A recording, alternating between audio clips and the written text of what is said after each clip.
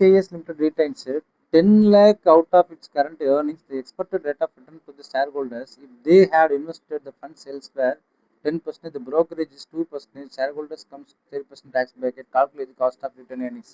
இப்போ தான் சொன்ன காஸ்ட் ஆஃப் ரிட்டர்ன் எர்னிங்ஸ்னா 1 minus T minus brokerage. 1 minus T minus brokerage. What is 1 minus T? இப்போ காஸ்ட் ஆஃப் ஈக்விட்டி என்னன்னு தான் கேள்வி எடுத்தது.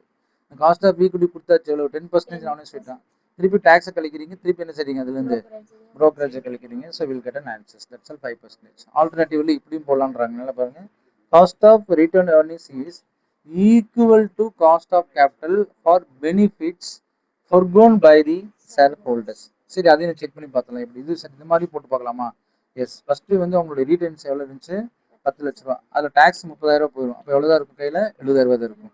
brokerage எவ்வளோ கொடுத்துட்டீங்க? 2 லட்ச ரூபா கொடுத்துட்டீங்க. நெட் earnings எவ்வளவு? 50,000 தான். டோட்டல் இன்வெஸ்ட்மெண்ட் எவ்வளவு? 10 லட்ச ரூபா. 10 லட்சத்துக்கு எவ்வளோ தான் கிடைச்சிக்குது? 50,000 கிடைச்சிது. அது எத்தனை பர்சன்டேஜ் அப்படின்னு பார்த்தீங்கன்னா அது தான் 5%. ஸோ இப்படியும் நீங்கள் என்ன செய்யலாம்? போடலாம். ஃபார்முலா வச்சு யூஸ் பண்ணலாம். ஃபார்முலா இல்லைன்னா என்ன செய்யலாம்? நீங்கள் கையிலையும் யூஸ் பண்ணலாம். பட் எப்படி போட்டாலும் ஒரே ஆன்சர் தான் வரும் அப்படின்றது உங்களுக்கு திட்ட தெளிவுமே சொல்லிட்டாங்க.